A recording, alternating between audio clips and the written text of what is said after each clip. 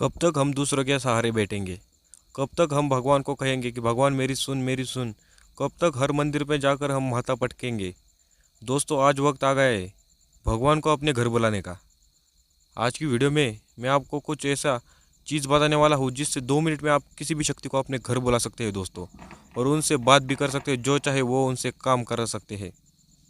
भगवान सिर्फ देने के लिए बैठा है, देरी है तो कुछ मांगने की। चलिए जानते हैं आज की वीडियो में।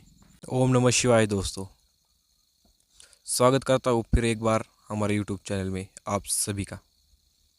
दोस्तों, आज की वीडियो में हम जानेंगे कि किसी भी शक्ति को आप केवल 2 मिनट में बुला सकते हो। वो कोई भी शक्ति हो सकती है, आपके इष्ट देवता हो सकते हैं, आपके कुल देवता हो सकते हैं, आपके गुरु हो सकते हैं, या आपके कोई पूर्वज भी हो सकते हैं जिनका देहांत हो चुका है। केवल एक प्रयोग है दोस्तों, और वह सब हम पूजा पाठ में करते हैं, लेकिन हमने कभी इस चीज़ को ध्यान ही नहीं दिया कि आह्वान नक्की होता क्या है, किस प्रकार हम दैवी शक्ति को बुला सकते हैं। हर एक चीज़ का कोई ना कोई कारण होता है दोस्तों।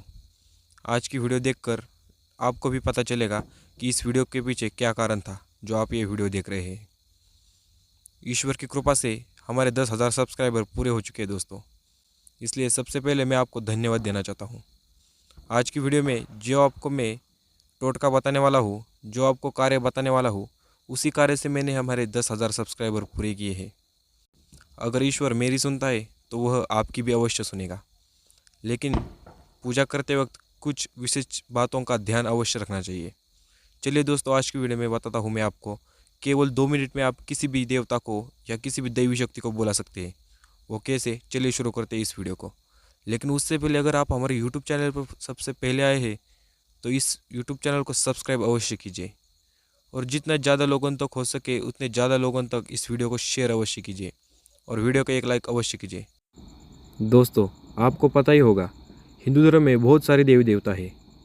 हर देवी देवताओं का पूजा करने का विधान अलग अलग होता है, लेकिन अगर हम कुछ ध्यान से देखें तो हमें कुछ ऐसी चीज़ें दिखाई देती है जो हर देवी देवताओं के सामने समान रूप से होती है। अगर हम हनुमान जी की बात करें तो हनुमान जी का भोग अलग होगा, अगर हम कृष्ण जी की बात करें तो कृष्ण जी का भोग अलग होगा, और माता काली का भोग अलग होगा। लेकिन इन सभी के सामने जलने वाला दीपक हमेशा एक जैसा ही होता है। यानी कि ईश्वर तक पहुंचने का केवल और केवल एक ही मात्र उपाय वह दिया है। उस दिए को अग्नि कहते हैं। दोस्तों, जब हम भगवान का होम करते हैं तब भी हम अग्निकुंड में जो चीज़ें समर्पित करते हैं वो सीधे भगवान तक पहुंचाने का काम उस अग्नि का होता है। अगर हम ध्यान से देखें तो यह अग्नि उस ईश्वर का स्वरूप होता है। अग्नि में इतनी शक्ति है कि वो पल भर में सब कुछ नष्ट कर देता है, और अगर उस अग्नि का इस्तेमाल ठीक से करना सीख जाए तो उस अग्नि पर हम अपना भोजन पकाकर भोजन भी कर सकते हैं। यानी कि अग्नि हर किसी के लिए समान रूप से कार्य करता है, लेकिन जो उस अग्नि को अच्छी तरह से समझेगा वही उसका अच्छी तरह से उपयोग कर पाएगा। दोस्तों, जब हम भगवान के सामने दिया लगाते हैं तब वो भगवान के सामने मूर्ति कौन सी है या भगवान की मूर्ति कौन सी है ये ज़्यादा इम्पोर्टेंट नहीं होता। इम्पोर्टेंट होता है तो जब हम दिया लगाते हैं तो दिया को किस देवी देवताओं के आह्वान से पुकारते हैं, ये ज़्यादा इम्पोर्टेंट होता है।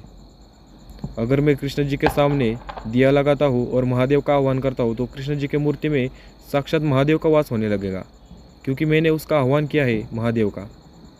इसी प्रकार से ये दिया बहुत ज़्यादा महत्वपूर्ण होता है दोस्तों। अगर आपको भी किसी भी देवी देवताओं को 2 मिनट में बुलाना है तो भगवान के सामने अगर आपने दिया लगाया है तो उस दिए को ध्यान से देखिए, और जिस देवी देवताओं को आप बुलाना चाहते हैं उसका आह्वान कीजिए। और आह्वान किस प्रकार किया जाता है वो मैं बताता हूँ। सबसे पहले भगवान की स्तुति करना चालू कीजिए। अगर आप विष्णु जी को बुलाना चाहते हैं तो हे कमल नयनन गदाधारी।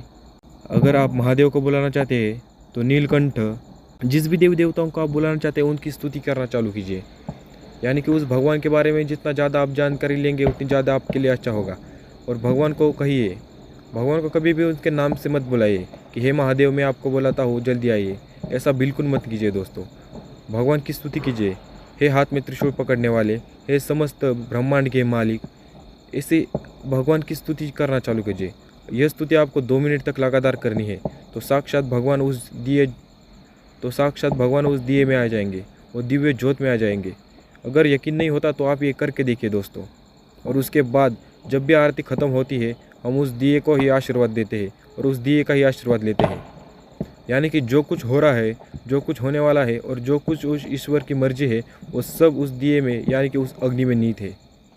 तो 2 मिनट तक किसी भी भगवान की लगातार स्तुति करने से वो भगवान आपके पास साक्षात आ जाएंगे दोस्तों। लेकिन आपको दिखेंगे नहीं, वो उस दिए में होंगे या कहे उस अग्नि में होंगे।